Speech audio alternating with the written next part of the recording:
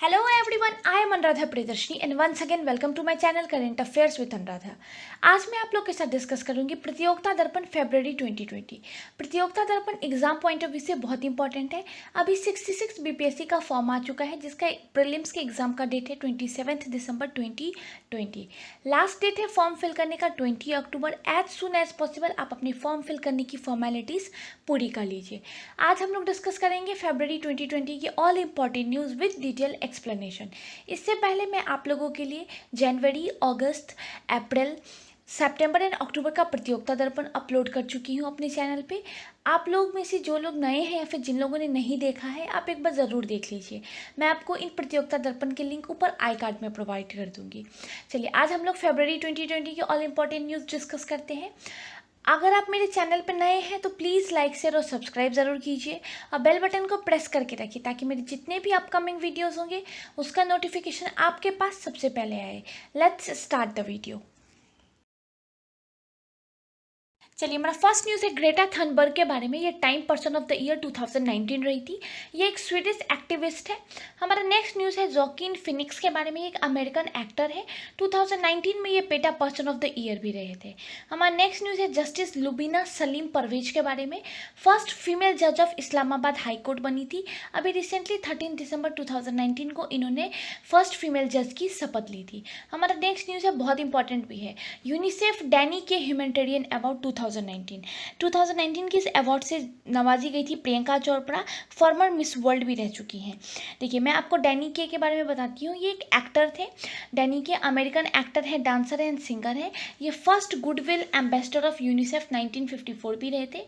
इन्होंने यूनिसेफ को पॉपुलराइज करने में बहुत ज़्यादा मदद की थी through public announcement, interview and campaign. इसी के बाद इनके नाम से UNICEF Danny Kaye humanitarian award दिया जाने लगा था। और लास्ट ईयर ये डैनी के ह्यूमैनिटेरियन ऑनर जो है प्रियंका चोपड़ा को दिया गया था for her contribution in social causes and humanitarian work. She has been long associated with UNICEF. इनके इन एफर्ट्स के लिए इनको इस अवार्ड से नवाजा गया था। चलिए हमारा नेक्स्ट न्यूज़ है who was UNICEF first goodwill ambassador. तो डैनी के 1954 में फर्स्ट यूनिसेफ के गुडविल एम्बेसडर चूज किए गए थे। इसके बाद का हमारा न्यूज़ है BWF mail player of the year 2019। इस अवार्ड से केंटो मोमाटा जापान के पहले मेल एथलीट रहे थे जिनको इस अवार्ड से नवाजा गया था। हमारा नेक्स्ट है न्यूज़ है BWF female player of the year 2019 Huang Yaqiong China की प्लेयर हैं जो BWF player of the year 2019 रही थी। हमारा नेक्स्ट न्यूज़ है country that has introduced digital court in order to deal with case burden. तो China पहली country बनी थी जिसने डिजिटल कोर्ट लॉन्च किया था to deal with case burdens.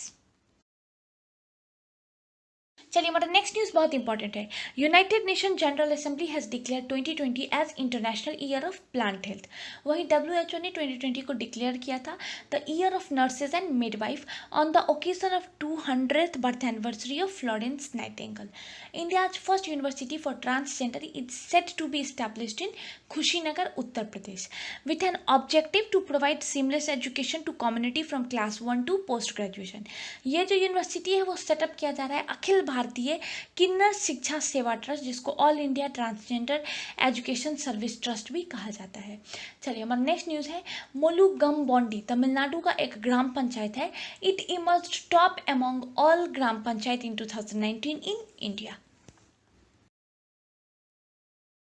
चलिए हमारा नेक्स्ट न्यूज़ है island of Sulawesi recently in news located in. ये जो आइलैंड है वो इंडोनेशिया में लोकेटेड है। ये भी बहुत ज़्यादा न्यूज़ में था क्योंकि यहाँ पे 44,000 ईयर ओल्ड के painting has been discovered here. हमारा नेक्स्ट न्यूज़ है ITF men's world champion award. अगर आप मेंस कैटेगरी में बात करेंगे तो ये अवार्ड जो है राफेल नाडेल को दिया गया था।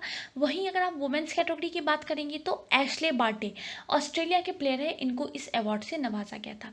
मिस यूनिवर्स 2019 जो है वो जोजी विनी तुंजी एक साउथ अफ्रीकन मॉडल है, वो मिस यूनिवर्स 2019 रही थी। ये 68th एडिशन था मिस यूनिवर्स इवेंट का लास्ट ईयर का जो मिस यूनिवर्स इवेंट था 2019 का, वो यूएसए में ऑर्गेनाइज किया गया था और ये फर्स्ट ब्लैक वुमेन रही थी जो कि जोजीबिनी तुंजी, वो फर्स्ट ब्लैक वुमेन रही थी जो कि मिस यूनिवर्स 2019 से नवाजी गई थी since Leila Lopes from Angola in 2011।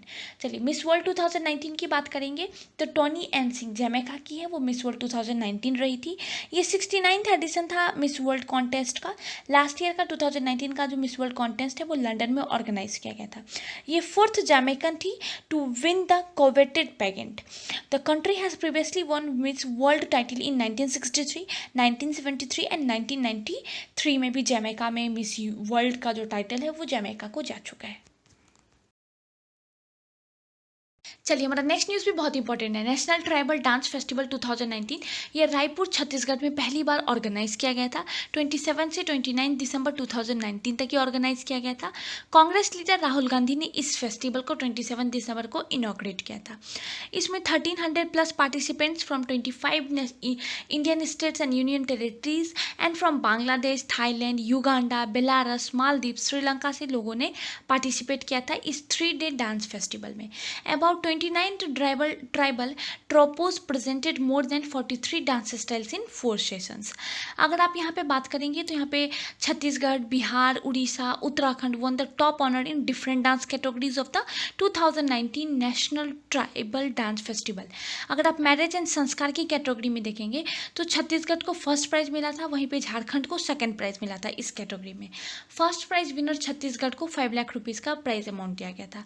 अगर आप वहीं आप traditional festival and ritual ceremony की बात करेंगे, रिचुअल्स कैटेगरी की बात करेंगे तो इस कैटेगरी में फर्स्ट प्राइज जो है वो उड़ीसा को मिला था और महाराष्ट्र सेकेंड पोजीशन पे थे। Bihar was honoured with first prize in harvesting of crop and agriculture dance categories. Uttar Pradesh remained on second position in this categories. अगर आप अदर ट्रेडिशनल डांस कैटेगरीज की बात करेंगे तो उत्तराखंड ने फर्स्ट पोजीशन आया था इस कैटेगरी में, वहीं हिमाचल प्रदेश को इस कैटेगरी में अदर ट्रेडिशनल डांस की कैटेगरी में सेकेंड पोजीशन था। चलिए हमारा नेक्स्ट न्यूज़ है state to get it first SEZ। पहला SEZ जो है वो त्रिपुरा को अभी रिसेंटली मिला है। अभी रिसेंटली त्रिपुरा को अपना पहला स्पेशल इकोनॉमिक जोन मिला है। चलिए हमारा नेक्स्ट न्यूज़ है हेमंत सोरेन के बारे में। ये 11th CM बने हैं झारखंड के। ये JMM RJD अलायंस से वहाँ पे सरकार बनी है। Won from both the seat he contested. Dumka and Barhait ये दोनों प्लेस से ये कैंडिडेट थे और यहाँ दोनों ही प्लेस से इन्होंने अपना सीट जीता था। चलिए एक ओवरलुक देख लेते हैं झारखंड इलेक्शन का। झारखंड इलेक्शन जो है वो 23 दिसंबर 2019 को इसका जो रिजल्ट है वो डिक्लेयर किया गया था। JMM पार्टी है उसने 30 सीट्स जीते थे, कांग्रेस ने 16 जीता था, BJP ने 25, AGSU ने 2 एंड JVPM ने 3 जीता था। यहाँ पे JMM और RJD ने अलायंस किया था। इसके बाद यहाँ पे सरकार बनी थी। हेमंत सोरेन जो है वो 11th चीफ मिनिस्टर बने हैं झारखंड के। चलिए हमारा नेक्स्ट न्यूज़ भी बहुत इंपॉर्टेंट है।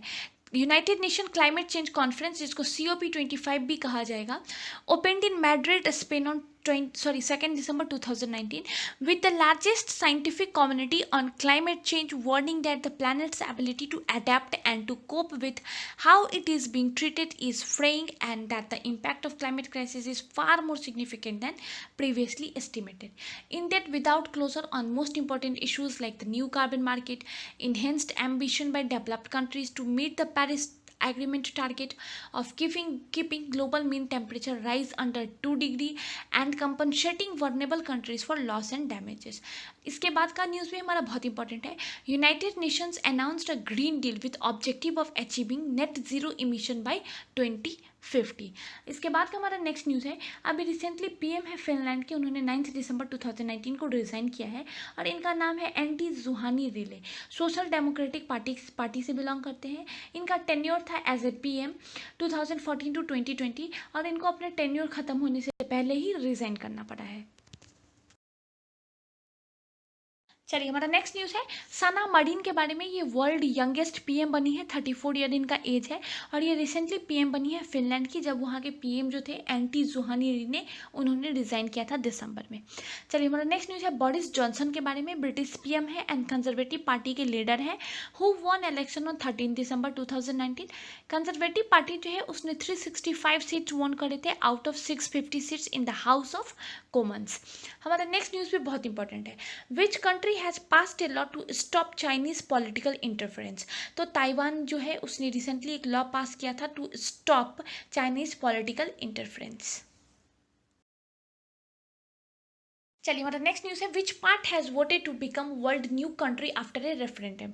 तो बोगेनवोलिया करके एक आइलैंड है, वो रिसेंटली सेपरेट हुआ है पापुआ न्यू गिनी से। ये एक स्मॉल साउथ पैसिफिक आइलैंड है, रिसेंटली पापुआ न्यू गिनी से अलग हुआ है। बहुत ज़्यादा न्यूज़ में था क्योंकि बहुत टाइम से ये स्ट्रगल चल रहा था इनके अलग होने का, और अभी रिसेंटली 11 दिसंबर 2019 को इनको एक वोटिंग के द्वारा अलग कर दिया गया है। अगर आप बोगेनवेलिया की देखेंगे तो यहाँ का पॉपुलेशन जो है वो 3 लाख है। यहाँ पे 25 डिस्टिंक्ट लैंग्वेजेस बोलने वाले ग्रुप यहाँ पे एग्जिस्ट करते हैं।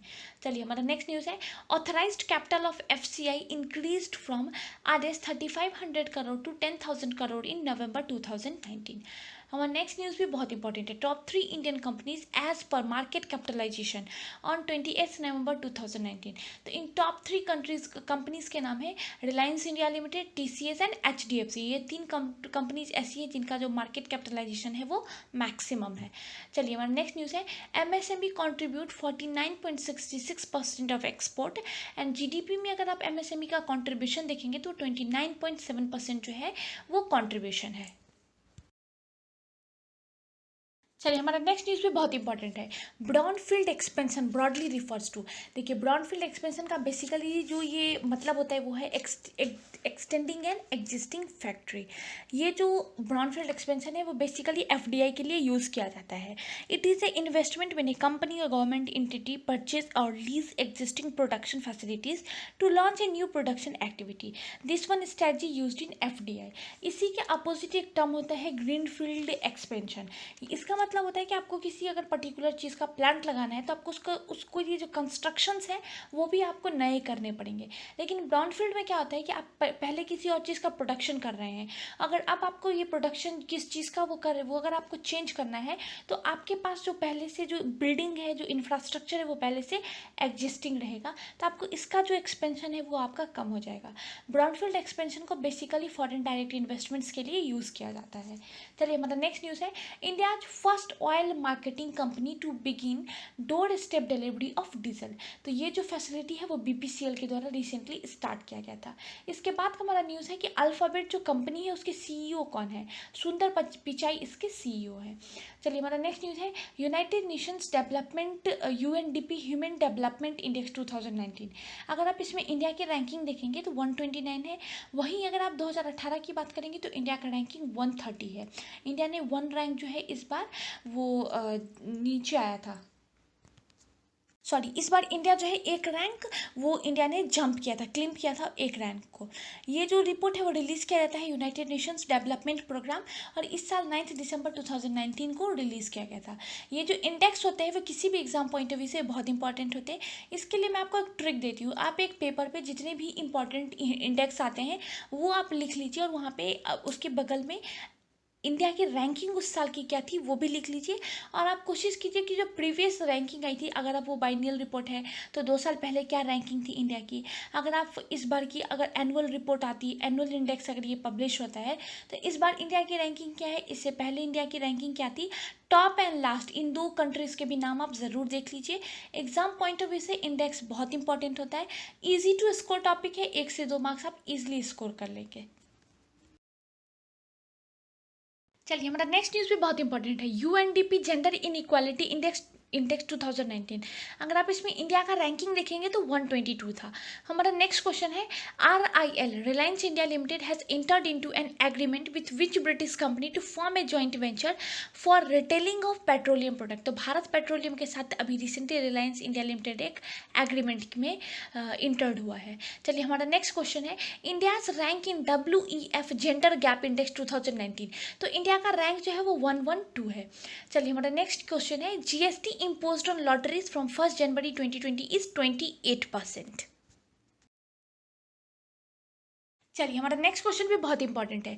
India's first company to cross 10 lakh crore market on 28 November 2019। तो इंडिया की पहली कंपनी बनी है रिलायंस इंडिया लिमिटेड। हमारा नेक्स्ट क्वेश्चन है Indian nutrition agriculture fund has been created by. बहुत इंपॉर्टेंट है ये क्वेश्चन, आप इसके ऊपर स्टार मार्क लगा लीजिए। ये जो फंड है उसको क्रिएट किया गया है ministry of women and child development के द्वारा। देखिए, अगर आपने ग्लोबल न्यूट्रिशन रिपोर्ट, मेरे चैनल पर एक वीडियो है, आपने अगर नहीं देखा तो एक बार ज़रूर देख लीजिए। आप उस रिपोर्ट में देखेंगे तो इंडिया का जो कंडीशन है न्यूट्रिशन लेवल का वो बहुत वरिष्ठ होता जा रहा है। इस चीज़ को अप करने के लिए इंडियन गवर्नमेंट बहुत सारे स्कीम्स, बहुत सारी फंडिंग रिलीज कर रही है, बहुत सारी फंडिंग्स क्रिएट कर रही है। उसमें से एक इंपॉर्टेंट फंडिंग है इंडियन न्यूट्रिशन एग्रीकल्चर फंड, जो कि ministry of women and child development के द्वारा क्रिएट किया गया है। It leads to storage of wide variety of crops in 128 agri climatic zones in India for better nutrition outcomes. The nutrition campaign एक 2018 में launch किया गया था। It is a comprehensive outreach campaign launched by PM to provide opportunity to reduce malnutrition. To provide an opportunity to reduce malnutrition in the country through a multi-sectoral outcome-based framework. BPSC जैसे exams का ये favourite question होता है कि कोई particular scheme या कोई particular funding कौन सी मिनिस्ट्री के द्वारा लॉन्च किया गया है। तो आप इसके ऊपर स्टार मार्क लगा लीजिए। चलिए, हमारा नेक्स्ट क्वेश्चन भी बहुत इंपॉर्टेंट है। What is Kimberley process? अभी बहुत ज़्यादा न्यूज़ में था। देखिए, ये बेसिकली एक सर्टिफिकेशन स्कीम है जो कि स्टैब्लिश किया गया था 2003 में by United Nations resolution to remove conflict diamond from the global supply chain. India इसका फाउंडिंग मेंबर है। इसमें टोटल 81 कंट्रीज़ हैं, लेकिन अगर आप पार्टिसिपेंट्स की बात करेंगे तो 54 पार्टिसिपेंट्स कंट्रीज़ हैं। देखिए, जब ऐसी चीज़ें न्यूज़ में हो तो इंडिया के जो कोल डायमंड माइंस है उसका भी देख लेते हैं। इंडिया का जो मेजर डायमंड माइन है वो है कोल्लूर माइन, गोलकोंडा आंध्र प्रदेश में है, कृष्णा रिवर के पास में ये पड़ता है। देखिए, आपको पता है कि जो मेजर डायमंड जो माइंस है वो अफ्रीका में है। तो ये जो किम्बरली सर्टिफिकेट या किम्बरली प्रोसेस है ये बहुत इंपॉर्टेंट है कि इलीगल डायमंड जो है क्या वो तो ग्लोबल सप्लाई चेन में नहीं है। अफ्रीका में जो मेजर डायमंड माइंस है उसमें कुछ पे टेररिस्ट ग्रुप और कुछ डेमोक्रेटिक पार्टीज का रूल करती है। तो वो लोगों को उस माइनिंग के लिए यूज़ करती है कि वो डायमंड जो है वो उस माइनिंग के थ्रू निकाले। अब उस डायमंड को अगर ग्लोबल सप्लाई चेन में ले आया जाएगा तो उसकी फंडिंग से वो टेररिस्ट ग्रुप को भी फंड कर सकते हैं या फिर कुछ और भी जो इलीगल एक्टिविटीज़ है वो कर सकते हैं।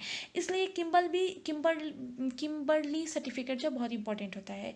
ये उन्हीं ऑथेंटिक ग्रुप्स को दिया जाता है, उन्हीं ऑथेंटिक ग्रुप्स के पास ये किम्बरली सर्टिफिकेट होता है जिनकी माइनिंग जो है डायमंड की माइनिंग वो लीगल प्रोसेस के थ्रू होता है। इंडिया इस किम्बरली सर्टिफिकेट का जो फाउंडिंग मेंबर है यूनाइटेड नेशन के 2003 में जो इसको इस्टेब्लिश किया था, इसमें इंडिया इसका फाउंडिंग मेंबर है। Basically it is a joint initiative of certain की countries, industries and civil societies to control misuse of diamond. India इसका फाउंडिंग मेंबर है। इसका बहुत ज़्यादा एडवांटेज भी इंडिया को मिलता है। मैं आपको एक और एग्जांपल के थ्रू बताती हूँ। मान लीजिए अगर अफ्रीका से सूरत जो इंडिया का जिसको जहाँ पे डायमंड वगैरह का सबसे ज़्यादा सप्लाई होता है, अगर अफ्रीका से सूरत अगर आता है, डायमंड आता है, तो वहाँ पे सबसे पहले किम्बरली सर्टिफिकेट मांगा जाएगा कि ये जो डायमंड जो ग्लोबल सप्लाई चेन में है क्या वो लीगल प्रोसीजर के थ्रू है या नहीं है, या फिर कोई इलीगल या फिर ये कहें कि अनऑथेंटिक डायमंड जो है क्या वो इस सप्लाई चेन में है। तो ये किम्बरली सर्टिफिकेट बहुत इंपॉर्टेंट होता है। चलिए, हमारा नेक्स्ट क्वेश्चन भी बहुत इंपॉर्टेंट है, आप इसके ऊपर स्टार मार्क लगा लीजिए। Doctor Shyam Prasad Mukherjee tunnel is in. ये जम्मू एंड कश्मीर में है। पहले इसका नाम था चेनाबी नस्ली टनल, जिसका नाम बदल करके डॉक्टर श्याम प्रसाद मुखर्जी टनल रख दिया गया था। अगर आप इस टनल की टोटल लेंथ देखेंगे तो 9 किलोमीटर है। इंडिया का लॉन्गेस्ट टनल है। ये इंडिया का फर्स्ट और वर्ल्ड का 6th रोड टनल है जिसमें ट्रांसवर्स वेंटिलेशन सिस्टम को यूज़ किया गया है। ये टनल जो है लिंक करता है Kashmir valley with Jammu and by an all weather road। 9 kilometre long है, ट्विन ट्यूब है, ऑल वेदर टनल है between Udhampur and Ramban in Jammu and Kashmir. ये टनल जो है वो एशिया का longest bidirectional highway tunnel है, build at an elevation of 1200 metres. The tunnel is a part of 286 kilometre long 4 laning of Jammu and Srinagar national highway. The tunnel is fully automatic, smart control and no human intervention will be required for its operation. चलिए, हमारा next question है the government Government of India approved the creation of Alternative Investment Fund consisting of 25,000 crore. It aimed to provide funding for all stalled project for affordable and middle income housings. चलिए हमारा next news है सोनिया, बहुत ज़्यादा है important है ये भी। अगर आप यहाँ पे सोनिया का फुल फॉर्म देखेंगे तो वो है sterling overnight interbank average rate based upon real transaction to be adopted in 2021 in place of LIBOR. It is effective overnight interest rate paid by bank for unsecured transaction in British sterling market. It is used for overnight funding for trades that occur in off hours and represent the depth of overnight business in the marketplace. 2021 से इसको adopt किया जाएगा और LIBOR जो है उसके place पे इस जो ओवरनाइट इंटरेस्ट रेट पेड है बैंक के द्वारा इसको यूज़ किया जाएगा। चलिए हमारा नेक्स्ट न्यूज़ है ऑपरेशन ट्विस्ट, बहुत ज़्यादा न्यूज़ में था। 23 दिसंबर 2019 को आरबीआई ने अनाउंस किया कि अब इंडिया में भी ऑपरेशन ट्विस्ट को यूज़ किया जाएगा। चलिए मैं आपको इसका बेसिक बता देती हूँ। ये बेसिकली एक स्कीम है जो कि फेडरल रिजर्व जो यूएस का जो बैंक है सेंट्रल रिजर्व बैंक, उसने 2013 में इसको अडॉप्ट किया था और वहीं से ये टर्म ऑपरेशन ट्विस्ट अब आरबीआई भी इसको यूज़ करेगी। इसमें simultaneously sale and purchase of government bond under the open market operation mechanism. जैसे देखिए जो शॉर्ट टर्म बॉन्ड्स है उसको गवर्नमेंट सेल करेगी और उसी पैसे से लॉन्ग टर्म बॉन्ड्स जो है वो खरीदेगी। तो साइमल्टेनियसली इस कार्य को किया जाएगा, इसी को ऑपरेशन ट्विस्ट कहा जाता है। 2007-8 में जब यूएस में क्राइसिस आया था उसके बाद वहाँ की मार्केट बहुत ज़्यादा स्लो हो गई थी, तो वहाँ की जो सेंट्रल बैंक है फेडरल रिजर्व उसके द्वारा 2013 में ये इस ऑपरेशन ट्विस्ट को यूज़ करना स्टार्ट हुआ था और इसके बाद अब इंडिया में भी आरबीआई के द्वारा इसको यूज़ किया जाएगा। चलिए हमारा नेक्स्ट न्यूज़ है Poesis. It is a fictional country. In 1800, George M.G. Gork convinced investor to invest their saving in the bond of government, which does not exist. चलिए हमारा नेक्स्ट क्वेश्चन भी बहुत इंपॉर्टेंट है। United nation general assembly has unanimously designated which day as tea year. पहले international tea day जो है वो 15 दिसंबर को सेलिब्रेट किया जाता था, बट इंडिया ने रिकमेंड किया कि इस इंटरनेशनल टी डे को 21 मई को सेलिब्रेट किया जाए। इसके पीछे इंडिया की तरफ से लॉजिक आया कि जो हाई क्वालिटी टी का प्रोडक्शन है वो मई में स्टार्ट होता है, तो अगर आप 21 मई को चूज़ करते हैं तो इससे जो टी का प्रोडक्शन है कंजम्पशन है उसको भी काफ़ी ज़्यादा बूस्ट मिलेगा। देखिए इंटरनेशनल टी डे सेलिब्रेट करने का बेसिक एम ही यही है कि लोगों तक इस चीज़ को तक जाना कि जो टी की जो डिफरेंट क्वालिटीज़ होती है इसके बारे में लोगों को अवेयर होना। इससे क्या होगा कि जो प्रोडक्शन है टी का वो भी लोग अवेयर होंगे, लोग टी के बारे में जब जानेंगे कि क्या होता है चाय, इसके लिए उत्सुकता दिखाएंगे तो प्रोडक्शन भी इंक्रीज होगा और कंजम्पशन भी इंक्रीज होगा, तो इससे मार्केट को काफ़ी ज़्यादा फायदा मिलेगा। देखिए जो टी का प्रोडक्शन है वो मोस्टली हिली एरियाज में होता है, वहाँ की बहुत जगह की ऐसी मतलब इकोनॉमी कंप्लीटली टी के प्रोडक्शन पर डिपेंडेंट होती है। तो अगर कंजम्पशन बढ़ेगा तो प्रोडक्शन भी काफ़ी ज़्यादा बूस्ट होगा, प्रोडक्शन बढ़ेगा तो लोगों को एम्प्लॉयमेंट भी इस सेक्टर में काफ़ी ज़्यादा मिलेगा। तो ये बिगेस्ट जो एम है इंटरनेशनल टी डे सेलिब्रेट करने का वो यही है।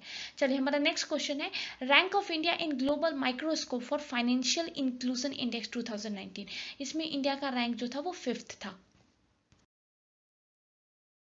चलिए हमारा नेक्स्ट न्यूज़ भी बहुत इंपॉर्टेंट है। NITI Aayog launch the second edition of sustainable development goals India index on 30 December 2019 which document the progress made by Indian states and UTs toward implementing the 2030 sustainable development goal target.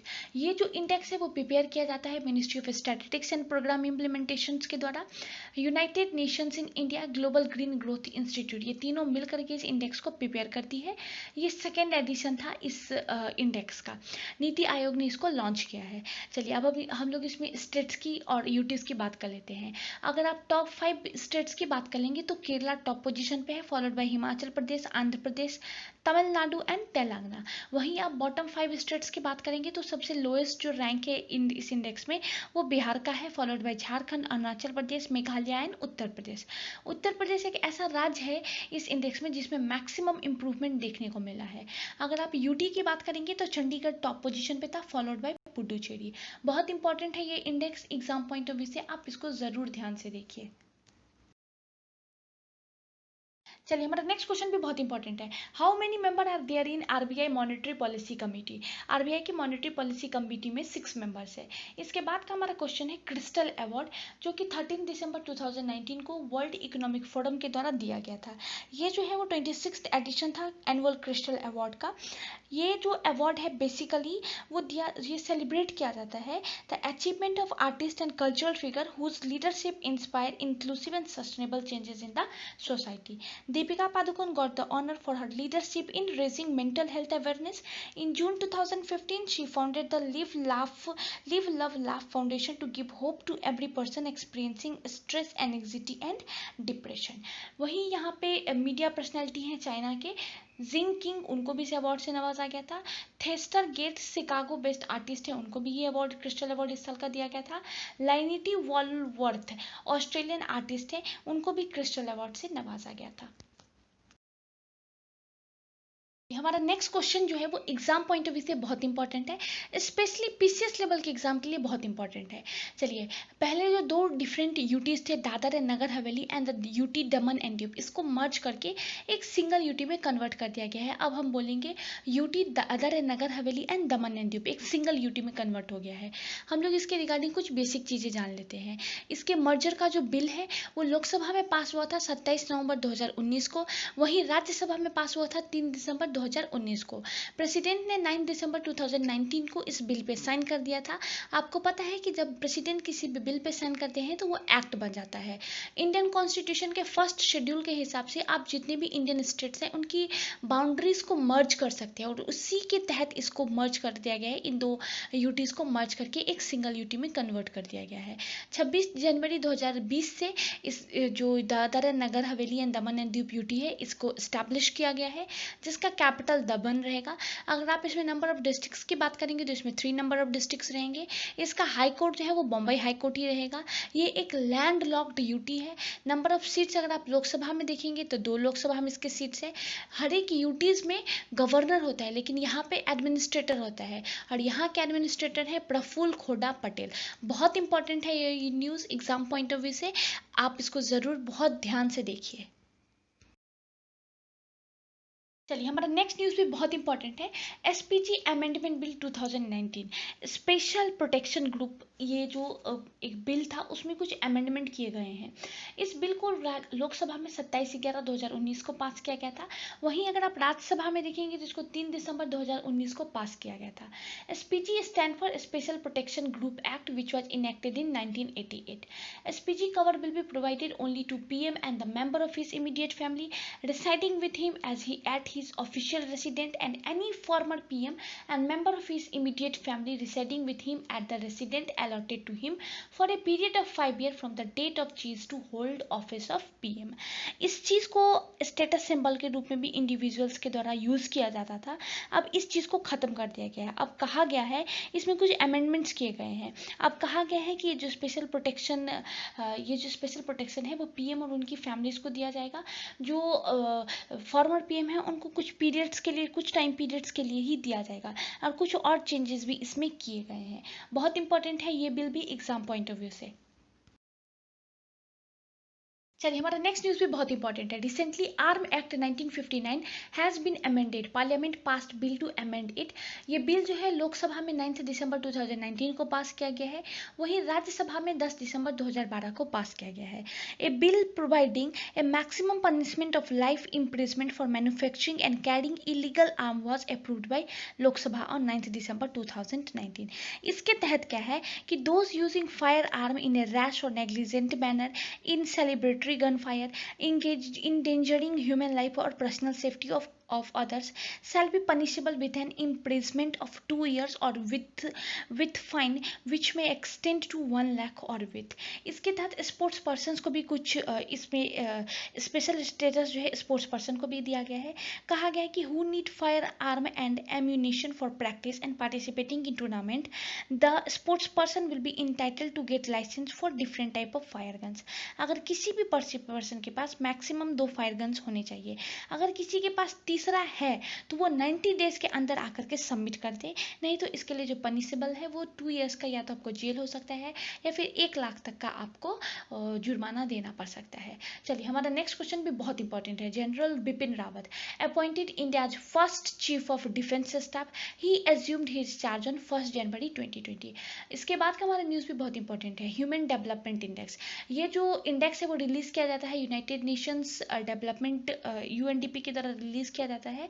अगर आप इसमें India की ranking 2019 में देखेंगे तो 129 India की ranking है, और वही 2018 में देखेंगे तो 130 इंडिया की रैंकिंग है। ये जो रिपोर्ट है वो यूनाइटेड नेशंस डेवलपमेंट प्रोग्राम के द्वारा रिलीज किया जाता है हर एक साल, एनुअल रिपोर्ट है ये। चलिए हमारा नेक्स्ट न्यूज़ है 17th बायो एशिया 2020। ये इंडिया का largest science life science event है। 17th से 19th फरवरी 2020 तक हैदराबाद में ऑर्गेनाइज किया गया था, जिसका थीम बहुत इंपॉर्टेंट है, टुडे फॉर टुमारो। इसमें पार्टनर कंट्री थी स्विट्जरलैंड। इसके बाद का हमारा क्वेश्चन है who lead the Indian delegation in India Australia 2+2 talk held on 9 दिसंबर 2020। तो इसमें फॉरेन सेक्रेटरी हैं विजय गोखले, उन्होंने इंडिया की तरफ से इस इंडिया ऑस्ट्रेलिया 2+2 डायलॉग में इंडिया के हेड थे, लीड किया था इंडिया को। और अजय कुमार है डिफेंस सेक्रेटरी, उन्होंने इंडिया को लीड किया था। इन दोनों ने इंडिया को लीड किया था इंडिया ऑस्ट्रेलिया 2+2 टॉक में। चलिए हमारा नेक्स्ट न्यूज़ भी बहुत इंपॉर्टेंट है। रीसेट 2BR1, ये इसरो के द्वारा लॉन्च किया गया था 11 दिसंबर 2019 को फ्रॉम श्रीहरिकोटा आंध्र प्रदेश से इसको लॉन्च किया गया था। It was PSLV 50th flight, one of total 50 mission, 48 have been successful for ISRO. Resat 2BR1 along with 9 other satellite from countries like US, Israel and Italy and Japan जो है वो 9 अदर फॉरेन कमर्शियल सैटेलाइट्स जो हैं वो अपने desired orbit में inter किए थे। ये जो इसका जो लॉन्च व्हीकल था Resat 2BR1 का, वो था PSLV C48। ये QL वेरिएंट है। Resat 2BR1 is a radar image earth observation satellite. Its weight is 628 kg। Resat 2BR1 के साथ जो 9 other foreign commercial satellites launch हुए थे, उसमें से 6 सैटेलाइट्स जो था वो यूएस का था, 1 each from Israel, Italy and Japan थे। ये PSLV जो व्हीकल है वो बहुत इंपॉर्टेंट एंड बहुत सिग्निफिकेंट मिसाइल्स को लॉन्च कर चुका है, मिशंस को लॉन्च कर सकता है, जिसमें से पहला इंपॉर्टेंट है चंद्रयान-1।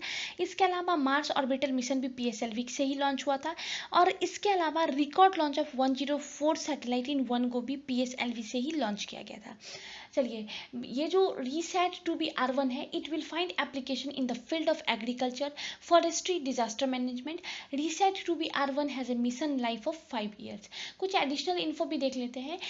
इसरो जो है इंडिया का, उसके पास 2 लॉन्च स्टेशन है। पहला है Thumba equatorial rocket launch station, जो कि तिरुवनंतपुरम केरला में है। दूसरा है श्री सतीश धवन स्पेस सेंटर, श्रीहरिकोटा आंध्र प्रदेश में है। इसके पास 2 मेजर लॉन्चिंग स्टेशन हैं। हु फाउंडेड इसरो, बहुत इंपॉर्टेंट है ये क्वेश्चन। विक्रम साराभाई ने इसरो को फाउंड किया था इन 15 अगस्त 1969 को। Vikram Sarabhai is called father of Indian space programme. जैसे इंडिया में इसरो है, उसी तरह डिफरेंट स्पेस एजेंसीज भी हैं वर्ल्ड में, हम लोग उसके नाम भी देख लेते हैं। जैसे नासा है यूएसए में, CNSA है चाइना में, CNES है फ्रांस में, JAXA है जापान में, RFSCA है रशिया में, ESA है यूरोप में, और इसरो है इंडिया में। ये कुछ प्रोमिनेंट स्पेस एजेंसीज हैं वर्ल्ड के। चलिए हमारा नेक्स्ट क्वेश्चन बहुत इंपॉर्टेंट है। According to India state of forest report 2019, which state has highest forest area in India. पहले हम लोग India state of forest report discuss करते हैं, एग्जाम पॉइंट ऑफ व्यू से बहुत इंपॉर्टेंट है। ये रिपोर्ट जो वो ministry of environment, forest and climate change के द्वारा रिलीज किया जाता है। बाइनियल पब्लिकेशन है फॉरेस्ट सर्वे ऑफ इंडिया का। It assess the forest and tree cover, bamboo resources, carbon stock and forest fibres को इस रिपोर्ट में एसेस किया जाता है। पहले मैं आपको फॉरेस्ट कवर बताती हूँ कि होता क्या है। It include all patches of land with tree canopy density of more than 10% and more than 1 hectare in area irrespective of land use ownership and species of tree. अगर आप फॉरेस्ट कवर की बात करेंगे एरिया वाइज, अगर आप states को देखेंगे तो मध्य प्रदेश में हाईएस्ट फॉरेस्ट कवर है, उसके बाद है आपको अरुणाचल प्रदेश में, फिर है छत्तीसगढ़ में, उड़ीसा में एंड उसके बाद है महाराष्ट्र में। अगर आप फॉरेस्ट कवर परसेंटेज वाइज देखेंगे तो मिजोरम में हाईएस्ट है, इसके बाद अरुणाचल प्रदेश में है और उसके बाद मेघालय में है। देखिए इस रिपोर्ट में इस चीज़ को बहुत ज़्यादा हाईलाइट किया गया था कि जो नॉर्थ ईस्टर्न स्टेट्स हैं या फिर हिली स्टेट्स हैं वहाँ पे जो ये फॉरेस्ट कवर है वो डिक्लाइन हो रहा है। इसके कुछ रीजंस दिए गए थे। वहीं आप ट्राइबल एरियाज में देखेंगे तो असम और मेघालय को छोड़ करके जितने भी ट्राइबल स्टेट्स हैं वहाँ पे भी फॉरेस्ट कवर डिक्लाइन हो रहा है। कुछ स्टेट्स ऐसे हैं जहाँ पे फॉरेस्ट कवर में इंक्रीज देखने को मिला था, जिसमें पहला है कर्नाटका, आंध्र प्रदेश, केरला, झारखंड एंड हिमाचल प्रदेश। ये कुछ ऐसे स्टेट्स हैं जहाँ पे फॉरेस्ट कवर में इंक्रीज देखने को मिला था। अगर आप आज के टाइम पे बात करेंगे तो टोटल फॉरेस्ट कवर जो है इंडिया के टोटल जोग्राफिकल एरिया का वो 21.67% है। तो इस ये रिपोर्ट बहुत इंपॉर्टेंट है एग्जाम पॉइंट ऑफ व्यू से। मैंने इसके ऊपर एक पर्टिकुलर वीडियो बनाया है जहाँ पे मैंने इसको बहुत डिटेल में डिस्कस किया हुआ है। मैं ऊपर आई कार्ड में आपको इसका लिंक दे दूंगी, आप एक बार जरूर देख लीजिए। चलिए हम लोग इस क्वेश्चन पे आ जाते हैं। According to India state of forest report 2019 which state has highest forest area in India. तो अगर आप एरिया वाइज देखेंगे तो यहाँ पे मध्य प्रदेश के पास सबसे ज्यादा फॉरेस्ट एरिया है। चलिए हमारा नेक्स्ट क्वेश्चन भी बहुत इंपॉर्टेंट है। Citizenship amendment bill 2019 was passed by. अगर आप राज्यसभा में देखेंगे तो 11 दिसंबर 2019 को पास हो गया था, वहीं लोकसभा में 9 दिसंबर 2012 को पास हो गया था।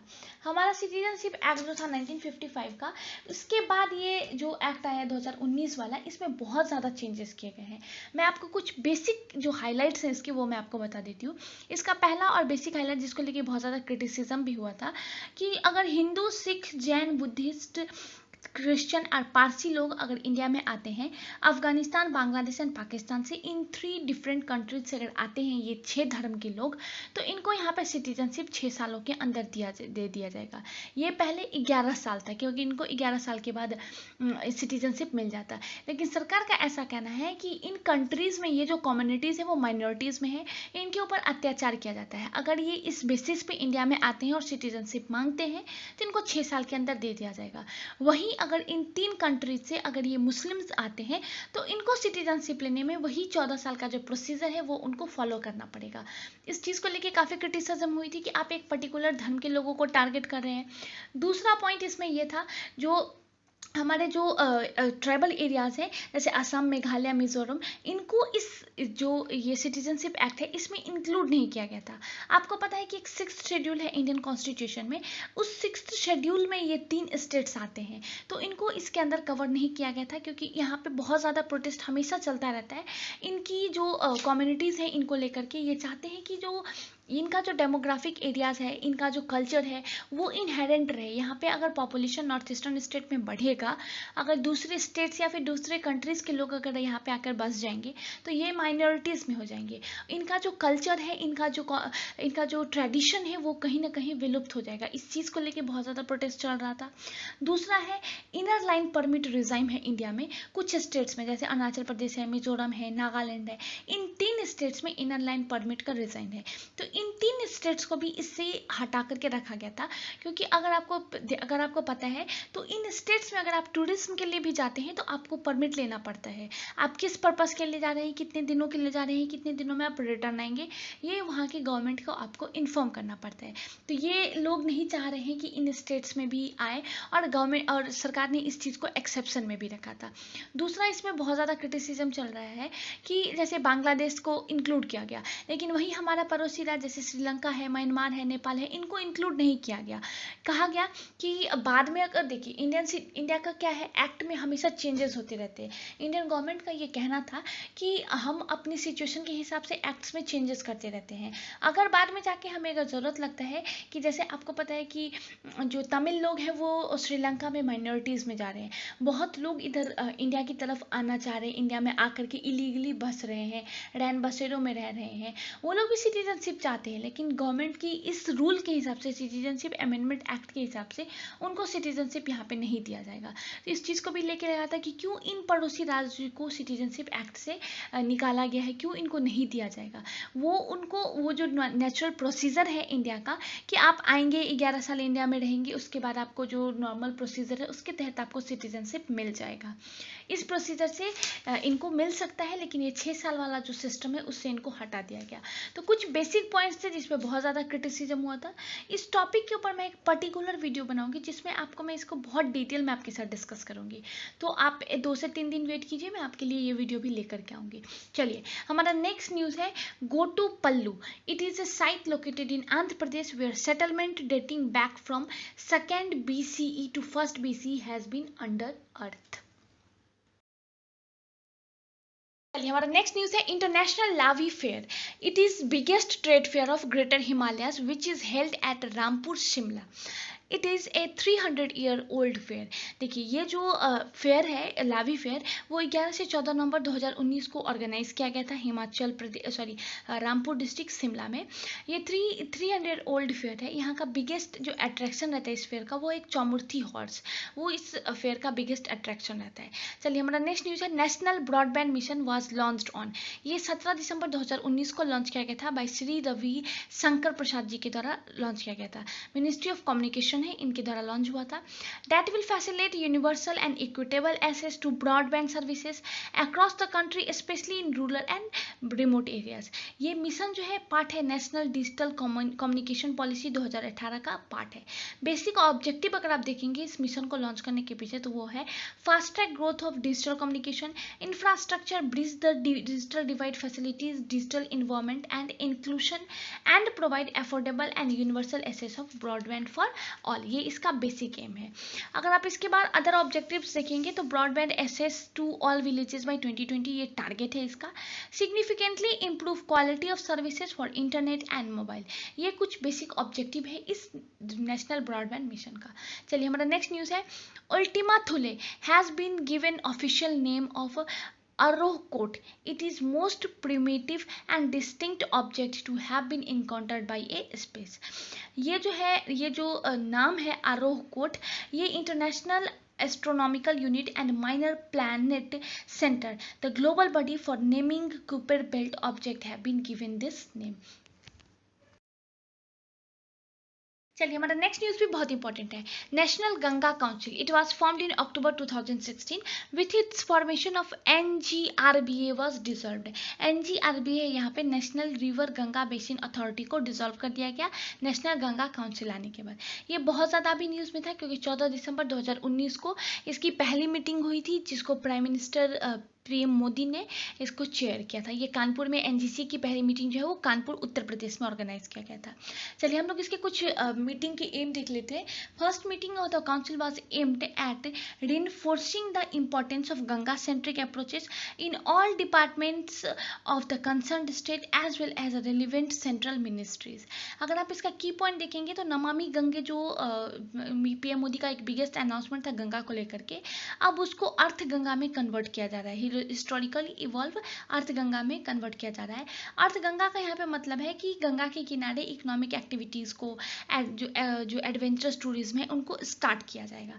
दूसरा, इस जो गंगा काउंसिल मीटिंग हुई थी इसमें था कि एक setup of A digital dashboard एक बनाया जाएगा, जहाँ पे डाटा जो है विलेज का और अर्बन एरियाज को उसको नीति आयोग के द्वारा हर एक डे बेसिस पे डिस्कस किया जाएगा। यहाँ पे डिजिटल गंगा कमिटीज़ की भी बात चली थी कि डिजिटल गंगा कमिटीज़ जो है डिस्ट्रिक्ट लेवल पे, डिस्ट्रिक्ट गंगा कमिटीज़ जो है उनको इंक्रीज़ किया जाए। ठीक है। तीसरा चीज़ ये था कि गंगा के किनारे के जितने भी स्टेट्स हैं वहाँ पे गंगा के किनारे जो इकोनॉमिक एक्टिविटीज़ है उनको बढ़ाया जाए, ताकि एम्प्लॉयमेंट भी मिले। दूसरा, जो लोगों को एम्प्लॉयमेंट तो मिले ही मिले, साथ ही साथ वो जो एरियाज़ है उनको यूज़ किया जा सके। इस चीज़ को भी इस नेशनल गंगा काउंसिल मीटिंग में डिस्कस किया गया था। चलिए, हमारा नेक्स्ट क्वेश्चन है सूर्यकिरण 14 is a military exercise between India and Nepal. 16 दिसंबर 2019 को ऑर्गेनाइज किया गया था। रूपेंद्र दही नेपाल में ये ऑर्गेनाइज किया गया था। इसी के साथ एक और मिलिट्री एक्सरसाइज है मित्र शक्ति 7, इंडिया और श्रीलंका का मिलिट्री एक्सरसाइज है, अनुज पुणे में ऑर्गेनाइज किया गया था। ये बहुत इंपॉर्टेंट होता है ये मिलिट्री एक्सरसाइजेस, इससे एक क्वेश्चन बीपीएससी में रहता ही रहता है। आप इसके लिए भी एक पेपर पे शीट बना लीजिए कि कौन कौन से मिलिट्री एक्सरसाइजेस है, किस किस कंट्रीज के बीच में होता है और कहाँ पे हुआ है, ये पूछा जाता है एग्जाम में। आप इस चीज़ को रिटेन करके रखिए ताकि आपको एग्जाम के टाइम पे रिवाइज करने में बहुत ज़्यादा सहूलियत मिले। चलिए हमारा नेक्स्ट न्यूज़ है tiger Trump. First edition of Indo US exercise था, 13 से 21 नवंबर 2019 तक ऑर्गेनाइज किया गया था। काकीनंडा कोस्ट ईस्ट गोदावरी डिस्ट्रिक्ट में ऑर्गेनाइज किया गया था। ये एक ट्राई सर्विस एक्सरसाइज है। इसके बाद का हमारा न्यूज़ है government e market place was launch on 9 अगस्त 2016 को ये लॉन्च हुआ था। रिसेंटली GEM संवाद was launch by ministry of commerce and industry. चलिए हमारा नेक्स्ट क्वेश्चन भी बहुत इंपॉर्टेंट है। Who is the author of the book listening learning and leading. ये बुक जो है हमारे वाइस प्रेसिडेंट वेंकैया नायडू जी के द्वारा लिखा गया है। चलिए हमारा नेक्स्ट न्यूज है PM Modi launched national artificial insemination programme on 11 September 2019 को ये लॉन्च किया गया था। The aim of the programme is to inseminate over 1 crore bovines in 6 months and ear tag them with Pashudhan. चलिए हमारा नेक्स्ट न्यूज़ भी बहुत इंपॉर्टेंट है। इंडिया स्किल रिपोर्ट 2020 ये एक ज्वाइंट इनिशिएटिव है by people strong, a global talent assessment company in collaboration with CII along with partner like UNDP, AICTE and AIU। अगर आप इस रिपोर्ट की कुछ हाइलाइट्स देखेंगे तो 46.21% स्टूडेंट वेयर फाउंड एम्प्लॉयबल। अगर आप फीमेल एम्प्लॉयबिलिटी देखेंगे तो 47% है, वहीं 2017 में जो है ये 38% था। MBA students were found more employable, decline in employability was seen in BTech। अगर आप यहाँ पे एम्प्लॉयबिलिटी अगर आप स्टेट वाइज देखेंगे तो टॉप 3 स्टेट में आएगा आपको महाराष्ट्र, तमिलनाडु एंड उत्तर प्रदेश। वहीं आप अगर टॉप 2 एम्प्लॉयबल सिटीज की बात करेंगे तो पहला आएगा मुंबई, सेकेंड है आपको हैदराबाद। चलिए हमारा लास्ट न्यूज़ है गुड गवर्नेंस इंडेक्स 2019। ये जो इंडेक्स है वो 25 दिसंबर 2019 को लॉन्च किया गया था। और आपको पता है कि 25 दिसंबर को गुड गवर्नेंस डे के रूप में सेलिब्रेट किया जाता है। इस दिन श्री अटल बिहारी वाजपेयी जी का जन्मदिन भी था और उन्हीं की याद में इस डे को गुड गवर्नेंस डे डिक्लेयर किया गया था 2014 में। चलिए ये जो इंडेक्स है इसको लॉन्च करने के पीछे बेसिक ऑब्जेक्टिव है, it is a tool to assess the status of governance and the various and the impact of various intervention taken up by the state government and the UTs। इस index के हिसाब से अगर आप state by बात करेंगे तो top performance among big states में आएगा पहला आपको तमिलनाडु, महाराष्ट्र, कर्नाटका, छत्तीसगढ़, आंध्र प्रदेश एंड गुजरात। वहीं आप बॉटम 5 की बात करेंगे तो पहला आएगा आपको उड़ीसा, फिर बिहार, गोवा, उत्तर प्रदेश एंड झारखंड। अगर आप नॉर्थ ईस्टर्न स्टेट्स या फिर हिली स्टेट्स की बात करेंगे तो इसमें हिमाचल प्रदेश फर्स्ट पे आएगा, टॉप पोजीशन पे आएगा, followed by Uttarakhand and Tripura. वहीं अगर आप बॉटम की बात करेंगे नॉर्थ ईस्टर्न स्टेट्स एंड हिली स्टेट्स में तो पहले आएगा आपको मेघालय, फिर नागालैंड, फिर अरुणाचल प्रदेश। अगर आप यूटीज़ की बात करेंगे गुड गवर्नेंस इंडेक्स में रैंकिंग की अगर आप यूटीज़ की बात करेंगे तो पुडुचेरी टॉप पे है, followed bye Chandigarh and new Delhi. ये इसकी रैंकिंग थी, बहुत इंपॉर्टेंट है एग्जाम पॉइंट ऑफ व्यू से भी ये इंडेक्स। इसी के साथ जितने भी इंपॉर्टेंट न्यूज़ थे फरवरी के वो मैंने आपके साथ डिस्कस किए। फरवरी की पीडी के सारे इंपॉर्टेंट न्यूज़ विथ एग्जाम के पॉइंट ऑफ व्यू से क्या क्या चीज़ें इंपॉर्टेंट है वो मैंने आपके साथ डिस्कस किया। अगर आपको कहीं भी किसी भी पॉइंट पर प्रॉब्लम हो आप मुझे कमेंट सेक्शन में ज़रूर बताइएगा। एज सुन एज पॉसिबल मैं आपका जो डाउट है वो क्लियर करने की पूरी कोशिश करूँगी। अगर आप मेरी तरफ से कुछ इंप्रूवमेंट चाहते हैं वो भी मुझे कमेंट सेक्शन में ज़रूर बताइएगा। बहुत सारे लोग मुझे बहुत पॉइंट पे इंप्रूवमेंट के लिए या फिर कुछ न्यू इनिशिएटिव लेने के लिए बोलते रहते हैं। मैं इन चीज़ों को अप्रिशिएट करती हूँ और एज सुन एज पॉसिबल मैं आप लोगों के लिए इन चीज़ों को इम्प्लीमेंट भी करूँगी। अब 2 पीडी रह रहा है, पहला मार्च का, दूसरा जून एंड जुलाई का। एज सुन एज पॉसिबल मैं आप लोगों के लिए ये भी अपलोड करूँगी। इससे पहले नवंबर का पीडी अपलोड कर दूँगी आप लोगों के लिए। करंट अफेयर्स का सेक्शन जो होता है ना वो किसी भी एग्जाम में बहुत इंपॉर्टेंट होता है। अगर आप न्यू कमर है किसी एग्जाम के लिए अगर आपने प्रिपरेशन स्टार्ट किया तो ये एक ऐसा पॉइंट है जो आप जो लोग 5 साल पहले से भी तैयारी कर रहे हैं एक पर्टिकुलर एग्ज़ाम के लिए, आप इस पॉइंट पे आप बीट कर सकते हैं। 30 मार्क्स का क्वेश्चन रहता है बीपीएससी में करंट अफेयर से। इवन आप कोई भी एग्ज़ाम उठा लीजिए, चाहे आप आरआरबी पीओ का भी मेंस होने वाला है, आईबीपीएस पीओ का मेंस होने वाला है, किसी भी पॉइंट में करंट अफेयर्स जो होता है वो डोमिनेट करता है। और ये एक ऐसा टॉपिक है कि आपको कहीं ना, आपको इस टॉपिक से आप रूल कर सकते हैं किसी भी एग्ज़ाम में। आप 1 से 2 मार्क्स के लिए एग्ज़ाम लोगों का रह जाता है। ये एक ऐसा टॉपिक है जिससे आप, अगर आप इसको कमांड करते हैं अच्छे से, तो आपकी रैंकिंग बहुत ज़्यादा इंप्रूव हो सकती है। मेरी पूरी कोशिश है कि मैं आप लोगों को करंट अफेयर्स के सेक्शन में जितनी मदद मैं कर सकती हूँ मैं ज़रूर करूँगी आप लोगों की। बहुत सारे न्यू स्कीम्स भी आप लोगों के लिए लेकर के आऊँगी, जिससे आप क्विक रिवाइज कर सके, एग्ज़ाम के टाइम पे आपको क्विक रिवीजन मिल सके। मैं बहुत जल्द ये भी ट्राई कर रही हूँ आप लोगों के लिए। चलिए, अगर आपको कोई और पर्टिकुलर टॉपिक मुझसे पढ़ना हो तो मुझे कमेंट सेक्शन में ज़रूर बताइएगा।